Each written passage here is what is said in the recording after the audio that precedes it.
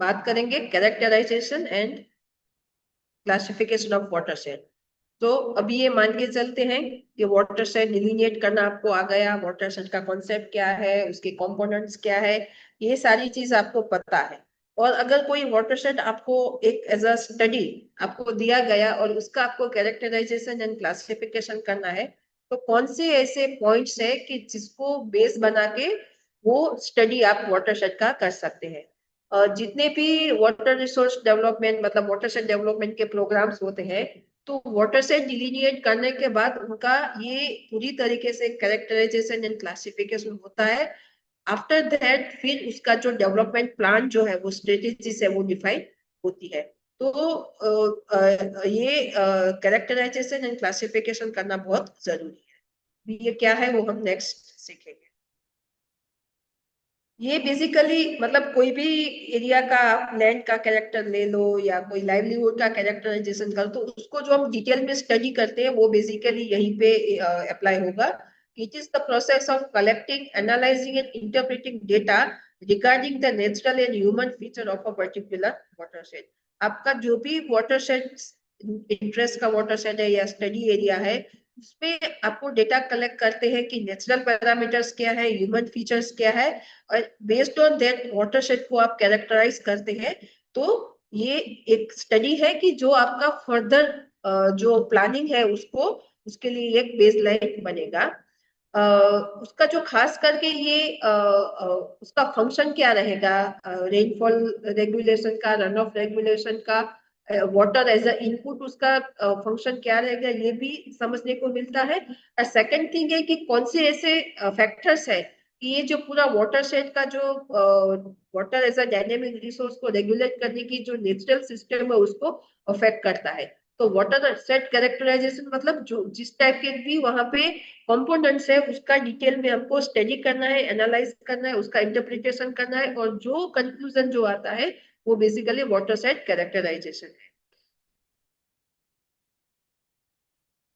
क्या क्या कैरेक्टराइजेशन में कौन से प्रोफाइल को हमको स्टडी करना है। It's a comprehensive profile of various component. जो हमने अभी वाटर सेट का डेफिनेशन प्रीवियस लेक्चर में डेफिनेशन और उसके जो कंपोनेंट्स है उसके बारे में हमने समझने की कोशिश की।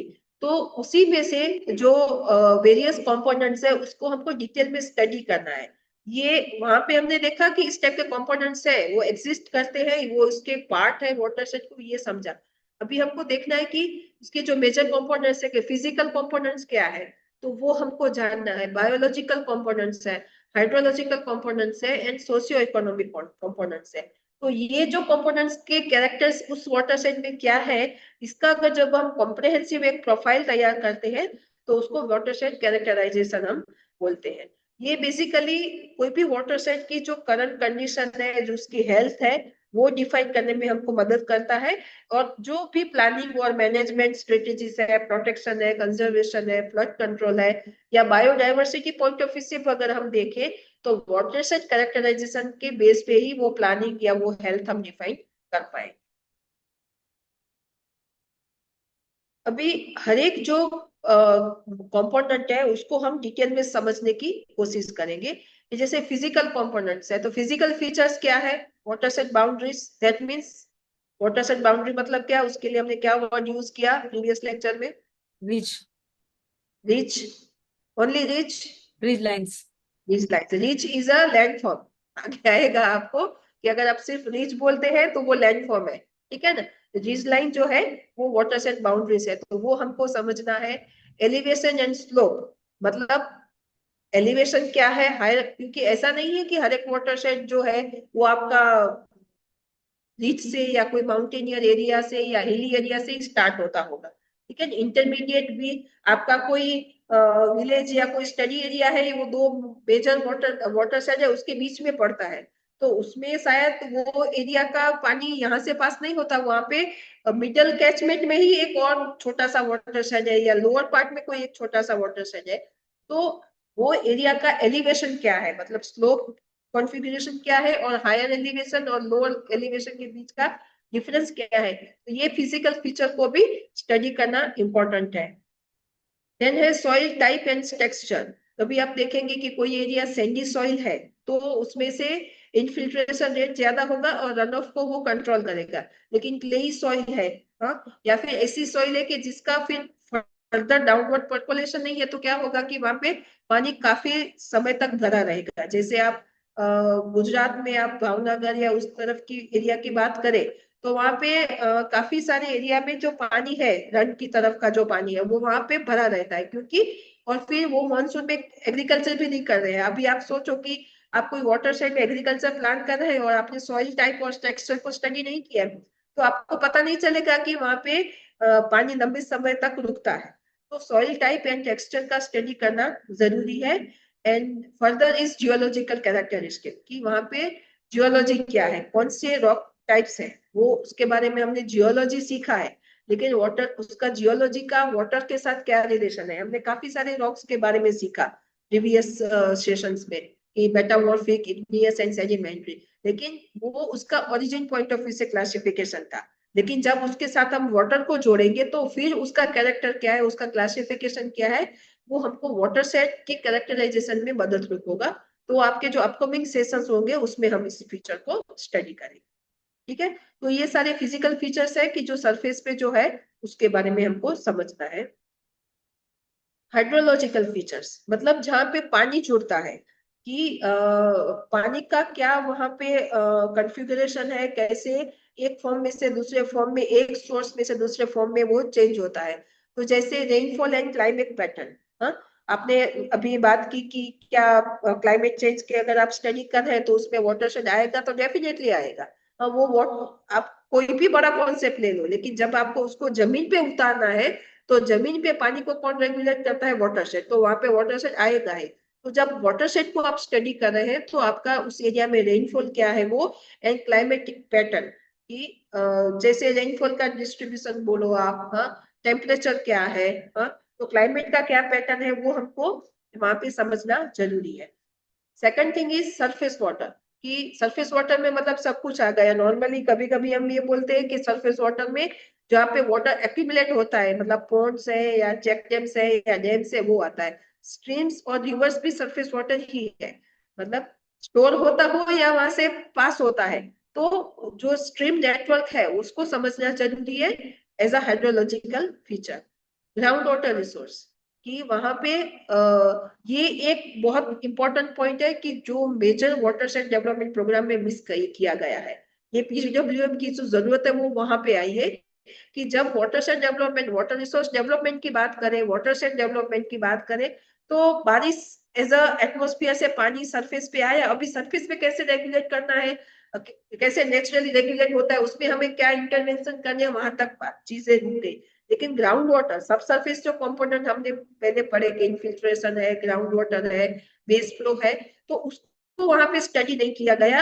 हालांकि ग्राउंड वाटर रिसोर्स भी है, वो हाइड्रोलॉजिकल फीचर है वाटरशेड का, तो उसको भी स्टडी करना इंपॉर्टेंट है, ताकि आप जो एक्टिविटीज आपको डिफाइन करनी है उसको आप अच्छे से मैनेजमेंट प्लान आप एक तैयार कर सको। क्योंकि समझ लीजिए आपका कोई ऐसा ग्राउंड वाटर रिसोर्स है वहां पे एग्जिस्ट करता है, कि आपका जियोलॉजिकल फीचर्स ऐसे हैं कि आप पानी को आप डाउनवर्ड परकोलेट कर सकते हैं, तो वो करने से आपका जो रन ऑफ की जो प्रोसेस है उसको डिले करके यहाँ पे आप हार्वेस्ट कर सकते हैं। तो ये समझना जरूरी है। ड्रेनेज पैटर्न, अभी आगे हमने जो लिखा था ड्रेनेज का, वो फिजिकल फीचर्स में वो ये था कि सॉरी सरफेस वाटर में वो ये था कि वहां पे कितने नंबर्स ऑफ ड्रेनेजेस है। लेकिन ये ड्रेनेज पैटर्न की बात है, इसके बारे में हम बाद में जरूरत होगी तो हम उसके ऊपर एक लेक्चर के फॉर्म में हम समझाएंगे।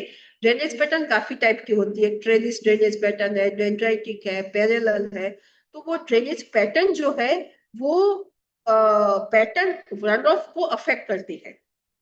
ठीक है ना, पानी को पास होने की जो स्पीड है, हाँ, और जो टाइम है उसको अफेक्ट करती है। तो ड्रेनेज पैटर्न भी हाइड्रोलॉजिकल फीचर की तरह रन ऑफ और वाटर सेट कैरेक्टराइजेशन में हेल्पफुल है। और ये सब मिला के run of behaviour and flow design, किस तरीके से रन ऑफ जा रहा है, उसका फ्लो डिजाइन क्या है, ये एक हाइड्रोलॉजिकल फीचर के हिसाब से आपको स्टडी करना है। जैसे आपने देखा होगा कि मेजर रिवर में स्टेशन लगाए होते हैं कि कितना पानी इस स्ट्रीम से बह के गया है, खास करके जब एक्वीफर में से पानी बह के निकलता है, मतलब बेस फ्लो होता है, तो उसमें भी गेज लगाए गए हैं कि बेस फ्लो को वो मेजर करते हैं। तो ये सारे जो है वो कोई भी वाटरशेड के हाइड्रोलॉजिकल फीचर्स है। फिर अब आते हैं बायोलॉजिकल फीचर्स। तो बायोलॉजिकल फीचर्स में वेजिटेशन टाइप, मतलब वेजिटेशन है, जैसे कच्छ है उसमें भी वाटरशेड का आप एरिया ले लो, उसमें कोई ना कोई वेजिटेशन है, ठीक है ना। लेकिन आप साउथ का कोई वाटरशेड ले लो या नॉर्थ का वाटरशेड ले लो, तो टाइप्स ऑफ वेजिटेशन जो है वो चेंज होती है। तो वो वेजिटेशन भी कहीं ना कहीं वाटरशेड के अंदर जो प्रोसेसेस होती है, जैसे इवोपोरेशन है, सॉरी इवोपोट्रांसपायरेशन है, इनफिल्ट्रेशन है, सॉइल इरोजन है, तो वो सारी प्रोसेसेस को ये इन्फ्लुएंस करता है। इनफिल्ट्रेशन ज्यादा होगा, इरोजन कम होगा, शायद रन ऑफ को भी वो स्लो डाउन कर देंगे। अगर एकदम से बैरन लैंड है या फिर मतलब शॉर्ट हाइटेड ब्रशिस या ऐसे श्रब्स है, तो उसका जो इन्फ्लुएंस होगा वो, और आप केरला या साउथ में चले जाओ जो बड़े बड़े ट्रीज है, फॉरेस्ट है, तो उसका जो इन्फ्लुएंस है हाइड्रोलॉजिकल प्रोसेसेस पे, तो वो दोनों अलग होगा। तो वेजिटेशन टाइप्स को स्टडी करना जरूरी है। फॉरेस्ट कवर है कि कितना पार्ट ऑफ जो एरिया है वो एज अ फॉरेस्ट वहां पे है। तो फॉरेस्ट का जो इकोसिस्टम या जो उसका वाटर रेगुलेशन होगा वो नॉर्मल जो एरिया होगा उससे अलग होगा। तो फॉरेस्ट कवर को स्टडी करना जरूरी है। फर्दर आप क्लाइमेट चेंज या कंप्लीट एक इंटीग्रेटेड वे में जब प्लान करते हैं, तो वाइल्ड लाइफ हैबिटाट्स, उसमें फॉरेस्ट एरिया है तो वाइल्ड लाइफ भी होगा, तो उसको स्टडी करना है। वेटलैंड्स एंड एक्वाटिक लाइफ, कभी कभी आप देखेंगे कि एकदम से लोअर एरियाज में आ गए, जैसे कच्छ है, कच्छ में काफी सारे वेटलैंड्स है, तो वो वेटलैंड को भी वाटर से ही फीड करता है। वेटलैंड्स बेसिकली क्या है कि पेरेनियल वो एरिया जो है वो पानी से भरा रहता है, या फिर एकदम से पीक समर सीजन में थोड़ा पानी कम होगा लेकिन मॉइस्चर रहेगा, लेकिन वो काफी सारे और बायोडायवर्सिटी को अट्रैक्ट करता है। वहां पे बायोडायवर्सिटी काफी एनरिच्ड होती है, हेल्दी होती है। तो वेटलैंड्स एंड एक्वाटिक, मतलब वेटलैंड्स है वो भी उस बायोलॉजिकल फीचर्स है as a part of watershed. फिर आता है लैंड कवर। लैंड कवर मतलब यहाँ पे जो हमने बात की वेजिटेशन एंड फॉरेस्ट, वो नेचुरल पैरामीटर की बात है। यहाँ पे जब हम आते हैं तो एग्रीकल्चर एरियाज की, जब आप रन ऑफ की बात करो, इरोजन की बात करो, तो जो नॉर्मल हिली एरिया से जो इरोजन होता है, ये first order second order streams जो इरोड करके जो मटेरियल डिपॉजिट करती है, वो एक नेचुरल है। लेकिन जब आपको पता है कि आपके इस एरिया में एग्रीकल्चर लैंड है, तो उसका इरोजनल प्रोटेक्शन आपको मेजर्स लेना होगा, ठीक है ना। वहां पे जो मेजर्स होगा वो सॉइल कवर या सॉइल थिकनेस को बढ़ाने के लिए होगा हिली एरिया में। लेकिन अगर वहां पे एग्रीकल्चर एरियाज है, तो उसमें इरोजन ना हो, क्योंकि वो पूरी लाइवलीहुड और इकोनॉमी के साथ जुड़ा हुआ है। तो आपका लैंड कवर में एग्रीकल्चर एरियाज कहाँ पे है, कितना है, इसका स्टडी करना इंपॉर्टेंट है। अर्बन एंड रूरल सेटलमेंट्स कहाँ पे है, forest and grazing lands and industrial and commercial zones. तो ये जो सारी चीजें हैं कि जैसे धोलेरा की और एक टाटा का पावर प्लांट है, एकदम से वो कोस्ट पे ही है। तो वहां पे जब इंडस्ट्रियल डेवलपमेंट किया होगा तब उन्होंने ये स्टडी किया ही होगा कि वाटरशेड के कौन से पार्ट में एकदम से लोअर पार्ट में है, और वहां पे जो सॉइल है वो क्लेई है, तो वहां पे ऑल द टाइम पानी भरा रहता है।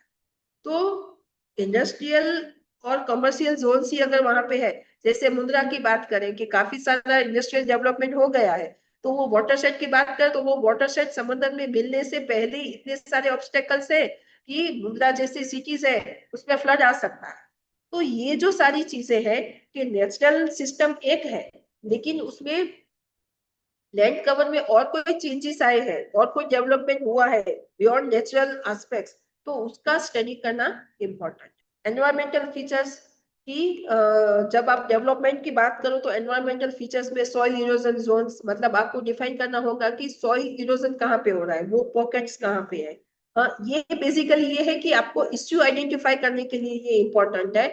फ्लड प्रोन एरियाज क्या है, कौन सी एरियाज ऐसे, जैसे डिजास्टर मैनेजमेंट का डिपार्टमेंट होता है, वो लोग ये स्टडी करके रखते हैं कि कौन सा एरिया ऐसा है कि जहाँ पे फ्लड आ सकता है, या फिर कितनी बारिश गिरेगी, मतलब not in term of quantity, but in term of जो रेट है पर आवर का, जो रेट है कि इतना इंचेस ऑफ रेनफॉल जो हुआ पर आवर में, तो कौन सा एरिया है कि जो फ्लड प्रोन एरियाज है कि जहाँ पे फ्लडिंग आ सकता है। तो ये एनवायरमेंटल फीचर है। वाटर क्वालिटी कि सरफेस वाटर और ग्राउंड वाटर की क्वालिटी क्या है, ये एनवायरमेंटल है।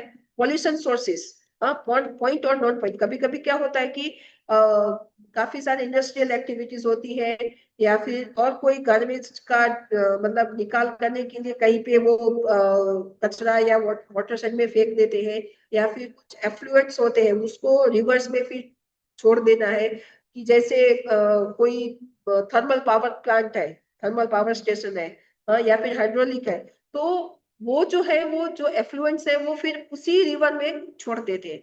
तो उसके जो फर्दर डाउनवर्ड एरियाज में जो इकोसिस्टम है, इवन ह्यूमन लाइफ है या एनिमल लाइफ है या वेजिटेशन है, तो उसको वो अफेक्ट करता है। तो आपका जो वाटर सेड है उसमें पोल्यूशन का सोर्स क्या है या थ्रेट क्या है, ये स्टडी करना इम्पोर्टेंट है। एंड डिफोरेस्टेशन और ओवरग्रेजिंग एरियाज, अगर डिफोरेस्टेशन हो रहा है तो आपका जो नेचुरल एक सिस्टम है वाटर रेनफॉल रेगुलेशन का, रन ऑफ रेगुलेशन का, उसको वो डिस्टर्ब करता है। ओवरग्रेजिंग एरिया, ये तो अभी बहुत नहीं रहा होगा क्योंकि ऑलरेडी जो ग्रेजिंग लैंड है वो भी एनक्रोच हो रही है, वो भी कम हो रही है, तो ओवरग्रेजिंग का तो इश्यू नहीं होता है।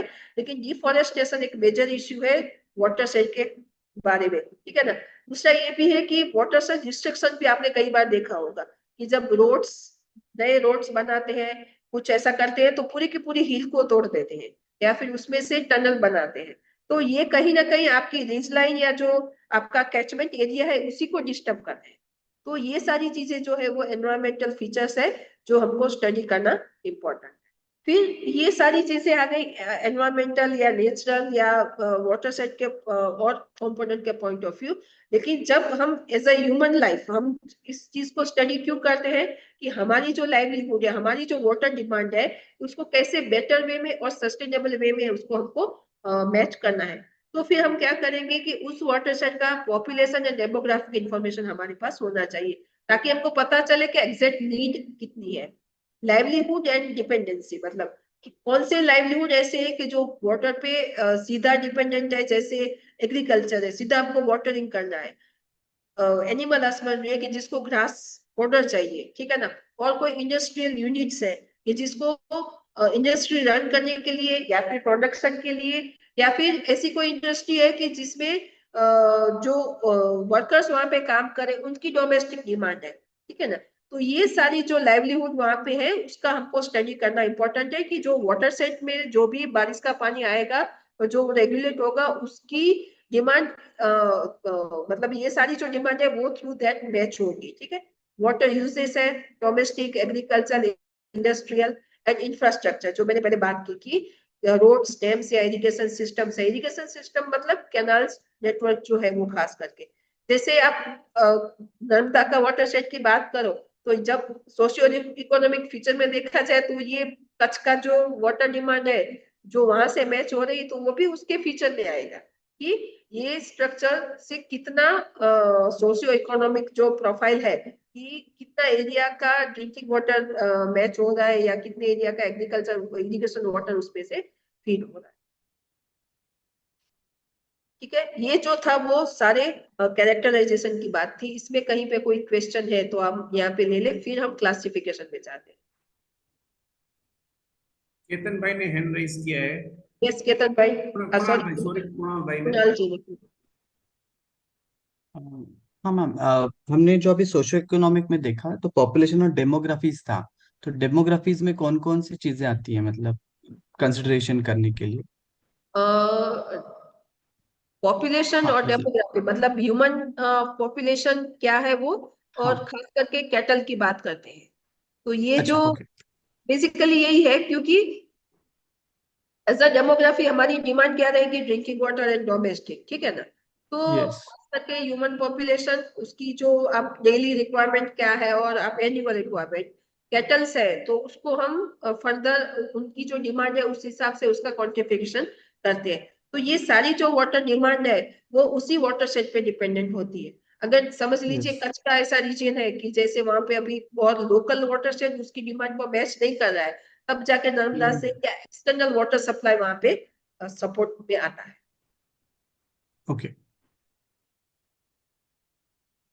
एनीवन एल्स, कोई क्वेश्चन है, कोई क्लेरिफिकेशन या फर्दर डिस्कशन की जरूरत है कोई पॉइंट पे? ओके। Ma'am, yes. जस्ट एक पूछना था कि जब गवर्नमेंट प्रोग्राम्स में कुछ वाटरशेड डेवलपमेंट के कुछ एस्पेक्ट्स होते हैं, तो ये सब चीजें उनके रिपोर्ट में रहना जरूरी है? यस, टू जरूर है। देखना, मतलब अगर मैं कोई रिपोर्ट पढ़ता हूँ तो ये सब चीजें मैं रिफ्लेक्ट करना होनी चाहिए, होना टू चाहिए। सी कि क्या डेवलपमेंट के दिशा में वो बात कर रहे हैं, काम कर रहे हैं। इन आइडियल वे होना चाहिए। अभी हम्म। होगा नहीं होगा या सिर्फ रिपोर्ट पे होगा और फील्ड पे नहीं हुआ, ये सारी हम्म। चीजें डिपेंड्स करती हैं कि किस नेचर का स्टडी हुआ है, लेकिन डेफिनेटली होना चाहिए। ओके। ये मैं थैंक यू मैम। एक एग्जांपल के साथ इसको जोड़ने की कोशिश करूंगा कि मान लीजिए कि कोई एक गांव है वाटरशेड में, और उसके जो यूजर्स जो है वाटरशेड के, वो ज्यादातर कैटल ऑनर है।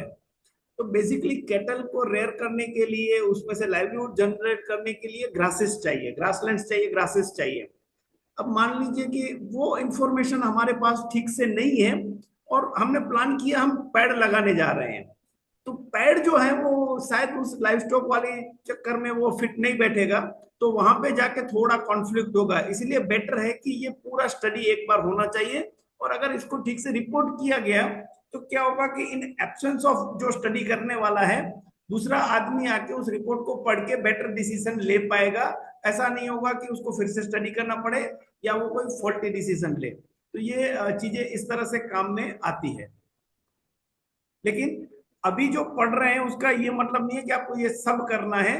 ये हम सिद्धांत के तौर पे समझ रहे हैं। इसमें से काफी चीजें जो जो आप वाटरशेड डिसाइड करेंगे, शायद हो सकता है कि इसमें काफी चीजें एप्लीकेबल ना हो, और कुछ और चीजें भी शायद एप्लीकेबल हो, वो आपको उस वक्त पे डिसाइड करना है।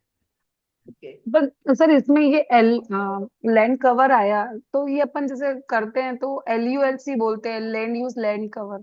हम्म। तो यहाँ हमने लैंड कवर के बारे में बात किया, लैंड यूज के बारे में यहाँ पे बात नहीं वही हुई। वही लैंड यूज है। आप लैंड यूज बोलो या लैंड कवर बोलो, कि आपका एरिया में मतलब कितना एग्रीकल्चर लैंड में यूज में हो रहा है, कितना अर्बन और रूरल लैंड यूज है, कितना फॉरेस्ट ग्रेजिंग इंडस्ट्रियल, वही है लैंड कवर या लैंड यूज।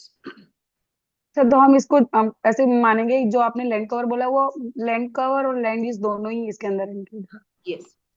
हम अब आप इसका थोड़ा सा अगर आप डिटेल समझेंगे, तो आपने जो लैंड यूज डिसाइड, मतलब जो आपने आइडेंटिफाई किया है, उसको जब आप मैप पे रखेंगे, वाटरशेड के मैप पे रखेंगे, और वो सिमिलर टाइपोलॉजी का जब आप इकट्ठा करेंगे, तो आपको पता चलेगा कि हाँ, ये पूरे वाटरशेड में 70% is rainfed land, and 10% is other kind of land, barren land. तो ये इस तरह से लैंड यूज को जब आप मैपिंग एक्टिविटी में कन्वर्ट करते हैं, और उस मैपिंग एक्टिविटी को जब आप क्वांटिफाई करते हैं, तो वो वही प्रक्रिया जो है वो आगे चल के लैंड कवर बनती जाती है।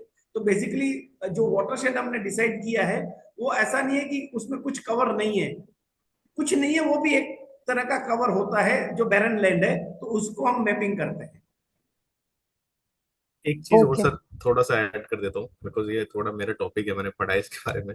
तो land cover basically physical features जो है ना, उनको मैपिंग करने के लिए, जैसे जियोलॉजी फीचर है, अर्थ, वाटर हो गया, एंड दिस और फॉरेस्ट एरिया हो गया, वो सब लैंड कवर भी यूजली से। एंड जब लैंड यूज की बात करते हैं, वो यूजेस के ऊपर बात करते हैं, जैसे एग्रीकल्चर पर्पज से यूज हो रही है, या फिर इंडस्ट्रियल पर्पज से यूज हो रही है, रिक्रिएशनल पर्पज से यूज हो रही है। तो हम लोग generally land use land cover को ऐसे डिफाइन करते हैं अर्बन प्लानिंग।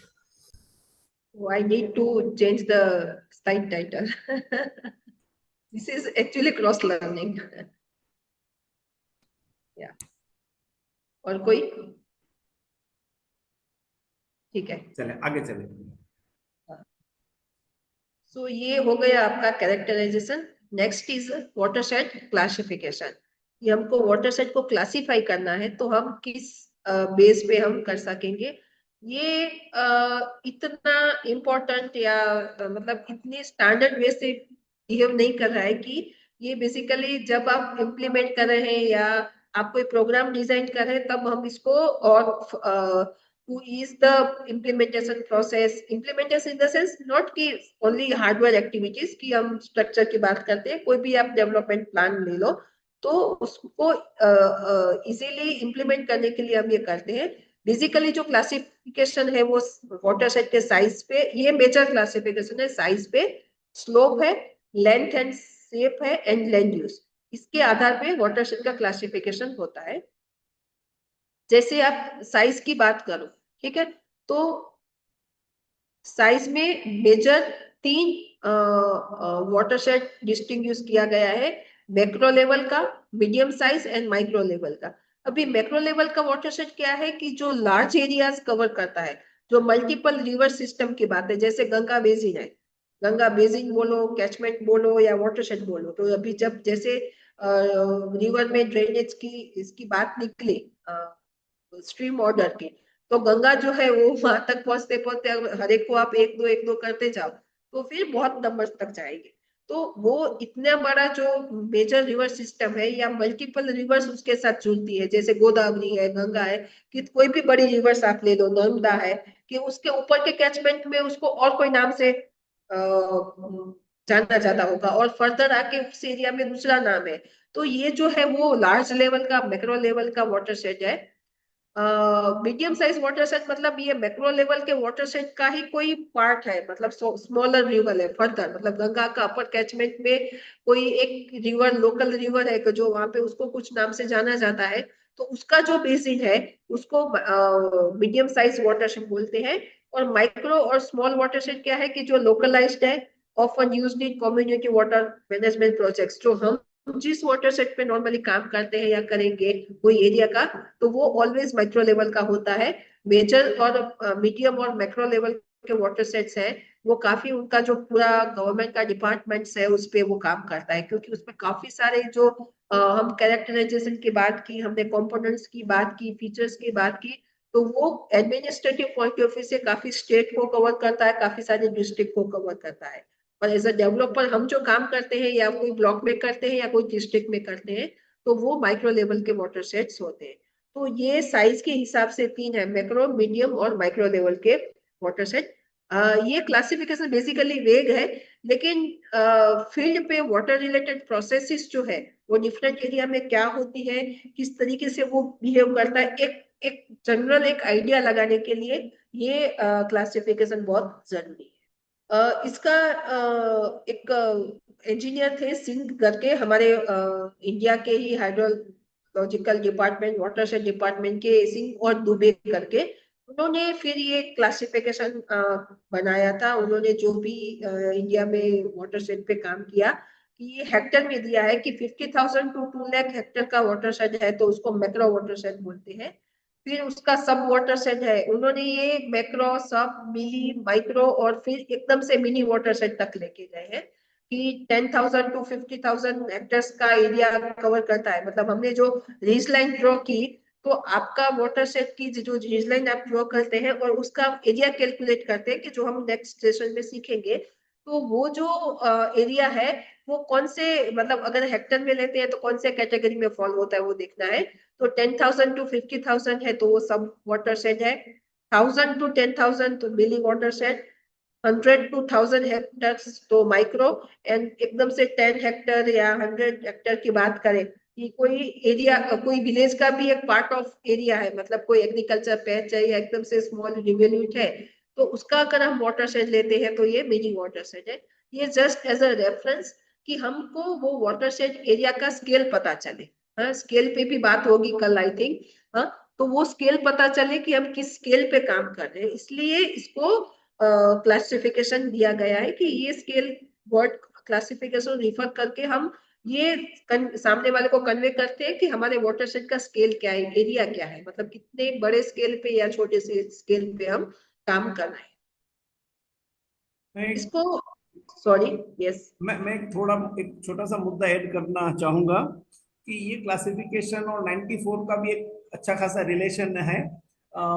जो महाराष्ट्र में अन्ना हजारे ने रालेगांव सिद्धे में जो वाटरशेड और अदर ऑर्गेनाइजेशंस ने जो काम किया, उसकी वजह से भारत सरकार ने एक वाटरशेड डेवलपमेंट का अक्रॉस द कंट्री एक प्रोजेक्ट फ्लोट करना डिसाइड किया, और ये 94 में हुआ। तब मतलब प्रोजेक्ट, गवर्नमेंट के प्रोजेक्ट को डिसाइड करना था कि ये प्रोजेक्ट किसके लिए है किसके लिए नहीं है, तब ये क्लासिफिकेशन किया गया और उसको इसमें यूज किया गया। तो जो 94 का जो वाटरशेड जब डिक्लेयर किया गया, तब जो एक स्टैंडर्ड बजट बनाया गया था 20 लाख रुपए का, और ये था 20 लाख रुपए का बजट कि आपको अप्रोक्सीमेटली 500 हेक्टर के वाटरशेड को आपको ट्रीट करना है, और उस मुताबिक उस बजट को बनाने की कोशिश की गई थी। तो ये वहां से आया था कि भाई एक संस्था या एक एनजीओ या एक पंचायत जो है वो अप्रोक्सीमेटली इतने लेवल के काम को हैंडल कर सकती है, तो उसी को मतलब प्रोजेक्ट को कैसे गवर्न किया जाए, क्योंकि कोई बड़े बड़े भी आ जाएंगे तो ये प्रोजेक्ट में लेना है कि नहीं लेना है, तो उसको डिसाइड और डिटरमाइन करने के लिए भी इस क्लासिफिकेशन को बनाया गया और यूज किया गया था। ओके सर ये वही अन्ना हजारे हैं जो दिल्ली केजरीवाल और दिल्ली जो मूवमेंट हुआ था, सेम अन्ना हजारे? हाँ जी। यस।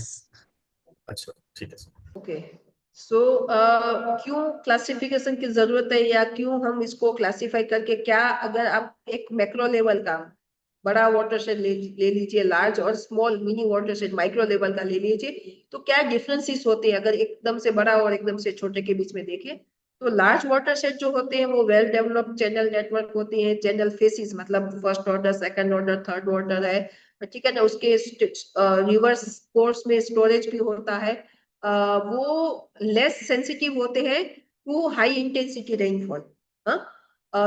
स्मॉल वाटरशेड क्या होते हैं कि वो डोमिनेंट लैंड फेस होता है, मतलब काफी सारा एरिया ऐसा है होता है माइक्रो वाटरशेड में कि ऐसे ही लैंड सरफेस है, मतलब वो स्मॉल रिवुलेट को ही फीड कर रही है, मतलब वहां पे कोई एकदम से वेल डिफाइंड रिवर्स या ट्रिब्यूटरीज या ड्रेनेजेस नहीं है, कुछ एरिया मिला के फिर एक छोटी रिवोल्यूट शुरू होती है।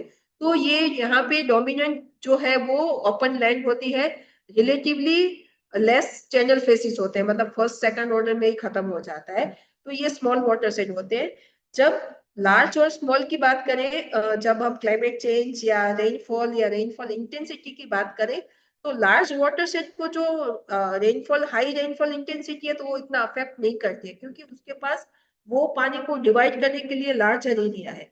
लेकिन अगर आपका माइक्रो वाटर शेड है और उसमें अगर हाई इंटेंसिटी रेन आ गया, तो वो हाईली सेंसिटिव है for a short duration rainfall, कि एकदम से छोटा वाटर शेड है और काफी जोर से बारिश आई, तो उसके पास एरिया कम है, उसके पास इतनी वेल डिफाइंड ड्रेनेज नेटवर्क नहीं है कि उसको रेगुलेट करके पास करे। तो ये लार्ज और स्मॉल वाटर सेट में, जैसे नर्मदा डैम के अपर कैचमेंट में हिमालय या फिर जो भी उसको माउंटेन रीच जो फीड करती है, वहां पे बहुत जोर से बारिश हुई तो उसकी अफेक्ट ये नर्मदा डैम या जो एकदम से लोअर रीचेस है वहां पे कम होगी, लेकिन वहां पे ज्यादा होगी। जैसे उत्तराखंड में जो बारिश गिरती है और जो हैवॉक होता है, वो उसकी जो वही वाटर सेट की जो लोअर रीचेस है वहां पे इतना अफेक्ट नहीं होगा, ठीक है ना। तो ये मैक्रो और माइक्रो लेवल की चीज है कि उसमें क्या डिफरेंस है। फिर लैंड यूज के हिसाब से अगर हम क्लासिफिकेशन देखें तो कभी कभी आप देखेंगे कि डेवलपमेंट सेक्टर में अर्बन वाटरशेड वर्ड यूज किया जाता है कि हम अर्बन वाटरशेड में काम कर रहे हैं, मतलब इससे हमको पता चलता है कि पार्ट ऑफ एरिया जो है वो वाटरशेड का वो अर्बनाइजेशन हुआ है, या फिर वहां पे टाउन्स या और फर्दर काफी सारे बिल्डिंग्स वेव्ड एरिया होगा। तो ये डेफिनेशन से हमको पता चलता है कि अर्बन वाटरशेड है। ये एक ज्यादा वेल नोन टर्म है। एग्रीकल्चर वाटरशेड, फॉरेस्ट वाटर से ये सब ठीक है कि हम फिर उसमें और फैंसी नाम जोड़ते जाए कि हम एग्रीकल्चर, मतलब मेजर डोमिनेंट पार्ट जो है वो वाटरशेड का वो एग्रीकल्चर यूज में है या फिर फॉरेस्ट यूज में है। माउंटेनियस वाटरशेड्स है कि हम पूरा माउंटेन एरिया में काम कर रहे हैं, कि वो वाटरशेड का लार्जर पार्ट जो है वो माउंटेन्स है। डेजर्ट वाटरशेड जैसे कच्छ का कोई नॉर्दर्न एरिया जो रन के बिलोंग कोई एरिया है, उसका आप बात करो तो कोई आपको बोलेगा आपका वाटर सेट कैसा है, तो हमारा वाटर सेट डेजर्ट एरिया, मतलब वहां पे और कोई खास क्या बोलते हैं वेजिटेटिव फीचर्स नहीं है, खास कोई हाइड्रोलॉजी इतनी स्ट्रेंथन नहीं है, ड्राई एरिया है, इलेक्ट्रिक रेनफॉल है, तो ये सारे जो फीचर्स है वो नाम के साथ जुड़ जाते हैं। कोस्टल वाटर सेट्स है, wetland and marshy water sets है। तो ये जस्ट उस वाटर सेट के फीचर्स को डिफाइन करने के लिए ये नाम हम यूज करते हैं, ठीक है। सेप्स की बात करें, जो लास्ट हमारे सेशन में हमने इसके बारे में रेनफॉल का रन ऑफ के साथ कनेक्शन जो है उसमें वाटरशेड का शेप है वो कैसे मतलब इन्फ्लुएंस करता है। तो ये जैसे यहाँ पे रेशियो दिया गया है कि कुछ वाटरशेड के शेप्स के हिसाब से ये जैसे पूरा इलोंगेटेड है, इसकी ये विड्थ आप देखिए और ये आप लेंथ देखिए, ऑलमोस्ट 1:6 है, ठीक है ना। कि लेंथ आपका 1 पार्ट है और उसके सॉरी विड्थ, और ये लेंथ आपकी ये है, ये आप देखिए 1:3, ये आप देखिए एवरेज जो उसकी विड्थ है ये, और ये 1:2। तो जितना आपका वाटरशेड का जो शेप है उस बेस में भी आपको क्लासिफिकेशन इंपॉर्टेंट है, क्योंकि ये सीधा आपको रन ऑफ को रेगुलेट करेगा। जैसे यहाँ पे जो पानी आएगा, हाँ शायद आपका एरिया सेम ही हो, लेकिन यहाँ पे पानी क्या आएगा, शॉर्टर शॉर्टर रिवर से जल्दी जल्दी पानी बह के यहाँ पे आ जाएगा आपका। लेकिन यहाँ पे क्या होगा कि इसको बहुत लॉन्ग डिस्टेंस तय करके यहाँ पे पहुंचना है। तो वाटरशेड एरिया के हिसाब से हमने उसको लार्ज मीडियम स्मॉल कहा, लेकिन समझ लीजिए विद इन स्मॉल और माइक्रो वाटरशेड है, उसमें भी आपको वाटरशेड शेप को भी क्लासिफाई करना जरूरी है, क्योंकि वो आपका जो रन ऑफ का जो कॉन्फ़िगरेशन है उसको काफी हद तक इन्फ्लुएंस करेगा। और दूसरा ये भी है कि जो लीनियर वाटरशेड्स होंगे या इलोंगेटेड वाटरशेड होंगे उसमें इतना ड्रेनेज नेटवर्क नहीं होगा जितना आपका सर्कुलर शेप का जो फैन शेप का जो आपके वाटरशेड्स होंगे उसमें। तो ऐसे इलोंगेटेड में आपको इंटरवेंशन डिजाइन करने की अपॉर्चुनिटी कम मिलती है, लेकिन जो आपका सर्कुलर और फैन शेप्ड वाटरशेड्स है उसमें आपको ज्यादा अपॉर्चुनिटी मिलती है, ज्यादा लैंड एरिया मिलता है इंटरवेंशन डिजाइन करने। टोपोग्राफी के बेस पे है हिली वाटरशेड की जो माउंटेन रीजन में हम डिफाइन करते हैं, जिसमें हाई इरोजन होता है और हाई रन ऑफ होता है। दूसरा है प्लेटो वाटरशेड। प्लेटो का हमने लास्ट टाइम डेफिनेशन समझा था कि मीडियम एलिवेशन है और मॉडरेट स्लोप है। प्लेटो मतलब हाई रेज्ड एरिया ही है, एलिवेटेड एरिया है, लेकिन विद इन दैट एरिया उसका जो एलिवेशन है वो मीडियम है, उसके जो स्लोप का जो डिफरेंस है वो हिली एरिया में ज्यादा है, लेकिन प्लेटो एरिया में वो डिफरेंस कम है और मॉडरेट स्लोप है। And third one is plain watershed की जहाँ पे फ्लैट टरेन है। फ्लैट टरेन है, आपका स्लो नहीं है, तो आपका रन ऑफ वेलोसिटी जो है वो लो होगा और आपका इनफिल्ट्रेशन हाई होगा। तो बेस्ड ऑन टोपोग्राफी भी हम वाटरशेड को नोमेनक्लेचर मतलब उसको क्लासिफाई कर सकते हैं। तो उसी के नाम के साथ उसके फीचर्स हम तुरंत रियलाइज कर सकते हैं कि वहां पे एक्चुअली हाइड्रोलॉजिकल प्रोसेस कैसे होती होगी। ये एडमिनिस्ट्रेटिव लेवल पे है कि जब वाटरशेड डिपार्टमेंट काम करता है तो ये बोलता है कि विलेज लेवल का वाटरशेड है, मतलब एकदम से माइक्रो है, ब्लॉक लेवल का है, डिस्ट्रिक्ट लेवल का है, या फिर कोई रीजनल या रिवर बेसिन की बात है, जैसे गंगा पे पूरा एक गवर्नमेंट का डिपार्टमेंट काम कर रहा है, नर्मदा पे एक गवर्नमेंट डिपार्टमेंट काम कर रहा है। लेकिन विलेज लेवल का वाटरशेड है तो वो कम्युनिटी शायद उस टाइप का कोई रिपोर्ट भी नहीं बना होगा, कुछ ऐसा नहीं होगा, लेकिन उनका जो ट्रेडिशनल नॉलेज है, with the help of that knowledge वो जो फीचर्स को आइडेंटिफाई करते हैं, तो विलेज लेवल पे है तो उनका जो ट्रेडिशनल नॉलेज है वो जो देखते हैं उसी पे वो लोग विलेज लेवल के वाटरशेड का मैनेजमेंट की या डेवलपमेंट की बात करते हैं। तो ये जो है वो एडमिनिस्ट्रेटिव बाउंड्रीज के हिसाब से, और डेफिनेटली आप विलेज लेवल को देखो तो वो आपका माइक्रो लेवल का वाटरशेड होगा, लेकिन रिवर बेसिन और रीजनल वाटरशेड है कि जहाँ पे सेंट्रल गवर्नमेंट सीधा काम करती होगी तो वो मैक्रो लेवल का वाटरशेड है। तो ये क्लासिफिकेशन एंड कैरेक्टराइजेशन था। इस पे कोई क्वेश्चंस या कोई कंफ्यूजन कुछ है तो शेयर कर सकते हैं। We have 4 minutes more to discuss. 11 बजे आई थिंक खत्म होगा, आपका ब्रेक स्टार्ट होगा।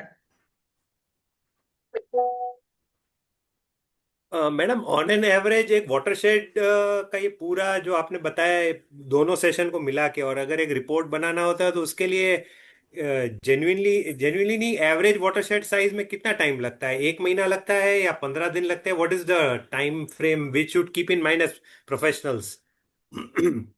उसको वो कैरेक्टराइजेशन वो के लिए रिलेटिव होगा, वो मैं समझ रहा हूँ, लेकिन एक कॉमन एक मतलब एक मीडियम साइज का अगर हमको करना है तो कितना टाइम ऑन एन एवरेज सारी चीजों को करने में लगता है? देखिए स्किल्स पे डिपेंड करता है। योगेश भाई ओके। शायद 15 दिन 20 दिन या 1 महीने में कर सकते हैं, मुझे शायद 1.5 महीना लगे। उसमें ओके देखिए मैंने यहाँ पे ये मेथड नहीं ली है कि कैरेक्टराइजेशन की मेथड क्या है। आप जी जीआईएस टूल्स यूज करते हैं तो आपका काम जल्दी हो जाएगा, राइट क्योंकि ओके इसमें सैटेलाइट इमेज है, पार्ट इमेज है, ठीक है ना। आप और कोई जैसे लैंड कवर है, हाँ, तो उसका आपने कहीं पे लैंड यूज का मैप आपको मिल गया, उसको आपने प्रोसेस किया, ठीक है। सॉइल कवर है, सॉइल कैरेक्टरिस्टिक, तो एनबीएसएस एलयूपी का जो सॉइल का जो डेटा है वो आपने ले लिया।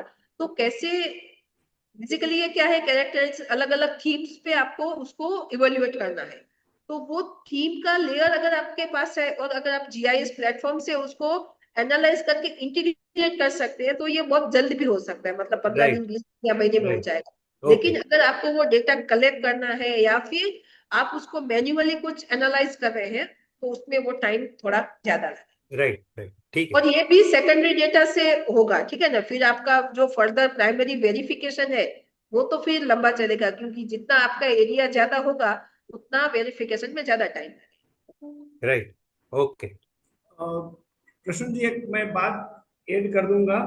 जी गुजरात में ये प्रयोग हुआ था, शायद दूसरे स्टेट में भी ये काम हुआ होगा। एक रिमोट सेंसिंग या जीआईएस एजेंसी को काम दे दिया गया कि आप इतने गांवों का हमें वाटरशेड का पूरा प्लान करके दे दीजिए, और उन्होंने बहुत फास्ट समय में विद वेरी इफेक्टिव कॉस्टिंग उन्होंने ये काम करके दे दिया। अब जब ये पूरा प्लान वगैरह उन गांवों के पास गया तो यहाँ पे सबसे बड़ा क्वेश्चन जो था वो एक्यूरेसी का और ऑनरशिप का आना शुरू हो गया। बन तो फास्ट गया, आप समझ रहे हैं, लेकिन लोग बिल्कुल बताने लगे कि ये तो यहाँ नदियां नहीं जा रही है, आपने तो यहाँ पे ये स्ट्रक्चर बता दिया है जो हमारे को नहीं लगता है कि यहाँ ये बन पाएगा। तो मुझे लगता है कि वो भी एक फैक्टर को हमें एम्बेड करना पड़ता है कि जिनके लिए करना है, जो कम्युनिटी के साथ इस काम को करना है, जब उनको आप साथ लेंगे तो मे भी प्रोसेस फर्दर स्लो हो जाएगी, लेकिन उसकी वजह से ऑनरशिप जो है वो काफी वो बढ़ जाएगी बढ़ जाएगी। वो बढ़ जाएगी डेफिनेटली वो तो है दैट आई एग्री यस, और कोई? स्टेक होल्डर कंसल्टेशन कुणाल नहीं जी। सर, सिर्फ शेयर करना था कि महाराष्ट्र में जलयुक्त शिवार का काम हुआ है जो बहुत विलेज लेवल पे उन्होंने बताया कि हम रिज टू वैलिया ये वाटरशेड ट्रीटमेंट करेंगे। बट वही था कि अभी कि जो चीजें हुई हैं वो इतनी ऑन पेपर थी, मतलब ऑन पेपर मतलब जो सेकेंडरी लेवल डेटा पे थी, और जो ऑन ग्राउंड पे हम जब देख रहे थे तो बहुत चीजों में फर्क था। और प्लस लाइक अभी बिकॉज ये चीजें जो पता चली कि ये चीजें होनी चाहिए वाटरशेड में, तो अभी मैं फिर से जाके देखूंगा वो रिपोर्ट्स में कि ये चीजें उन्होंने कंसिडर की थी या नहीं, या फिर जस्ट मैप्स लिए थे या फिर सिर्फ ड्रेनेज लाइन देखी थी उसके ट्रीटमेंट्स देखे थे और बाकी वाटरशेड मतलब कुछ कंसिडर किया है या नहीं ऐसा। So this was nice understanding for me. Ankit ji ने भी एक कमेंट किया है प्रश्न जी आपके क्वेश्चन पे ही शायद, हाँ कि stakeholder consultation stakeholder consultation की वो भी एक टूल है कि हम उसको और फर्दर माइक्रो लेवल का या फील्ड लेवल का कैरेक्टराइजेशन। बेसिकली यही है कि आप कहाँ से शुरू करते हो और उसको आइदर वेरीफाई करने के लिए ग्राउंड पे जाते हो और ग्राउंड का लेके आप वापस से उसको टूल्स के साथ वेरीफाई करते हो। लेकिन सो दैट मीडियम इज और अ मेजर लेवल का वाटर शेड है तो उसमें ग्राउंड से यहाँ पे जाने के लिए मतलब चांद पे जाने जैसा हो जाएगा हाँ बिल्कुल बिल्कुल है। तो कुछ थीमेटिक लेयर्स को आप एक एज अ बेस मैप या एक हाँ या उसके आधार पे फिर हमको जाना है। Yes. और आई अंडरस्टैंड के मतलब मेरी जो समझ ये है कि आपका जो कैरेक्टरिस्टिक ऑन ग्राउंड है अनलेस एंड अनटिल बहुत एक मेजर कुछ इवेंट होती है और चेंज होता है वो ठीक है, अदरवाइज मोरलेस आपका फिजिकल स्ट्रक्चर और ये बहुत सारे चेंज नहीं होते होते होंगे। इवन इफ यू मतलब आप मैप में ले जाओ और ग्राउंड पे ले जाओ तो हो सकता है थोड़ा बहुत डिफरेंस हो, लेकिन ड्रास्टिक चेंज नहीं हो पाएगा with in a period of से 1 2 3 साल के अंदर अगर आप देखने जाओगे तो उसके हिसाब से। ये देखिए मेरी एकेडमिक अंडरस्टैंडिंग में है, तो प्रॉब्ली गलत भी हो सकती है। एकेडमिक पॉइंट ऑफ व्यू से हर एक फीचर को यहाँ पे एक्सप्लेन करना जरूरी है, ठीक है ना। लेकिन जब आप फील्ड पे जाते हो तो काफी सारी चीजें ऐसी होती है कि जो क्लब हो जाती है कि आप जी नेचुरल पैरामीटर्स में ही सब हम चीजें ले, एनवायरमेंट एस्पेक्ट में सब कुछ आ जाता होगा हाँ हाँ हाँ सारी चीजें। मैं इसको थोड़ा एनकम्पास कर दूं कि जो पर्पस जो था इस सेशन का ये था कि हमने पिछली बार वो एक बार्लोस का मैट्रिक्स देखा था, जिसमें रेनफॉल टाइप को 3 पार्ट में डिवाइड, 3 तरीके से मतलब 3 डिवीजन में करना था, और वाटरशेड को उन्होंने A B C D E ऐसे 5 डिवीजन में करके दिया था, और उन्होंने कुछ कुछ लिख के दिया था तो रेनफॉल को हमने अच्छे से समझने के लिए एक प्रेजेंटेशन भी लिया और आपको एक असाइनमेंट दिया गया। और ये जो पर्टिकुलर वाटरशेड वाला जो था उसका पर्पस ये था कि आप अगर कोई वाटरशेड को डिटरमाइन करना है तो कम से कम बाढ़ लॉस के लिए आप तय कर ले कि आपका वाटरशेड ए टाइप का है, बी टाइप का है, सी टाइप का है, डी टाइप का है कि ई टाइप का है। तो वो आपकी समझ बनाने के लिए ये जो सेसिना बेन के जो दो प्रेजेंटेशन, जो स्पेसिफिकली जो क्लासिफिकेशन और कैरेक्टराइजेशन को लेकर जो दूसरा प्रेजेंटेशन था, वो आपको काफी हद तक उसमें मदद करेगा कि आप डिटरमाइन कर पाए कि ये आपका watershed A B C D में से किस में फॉल करेगा।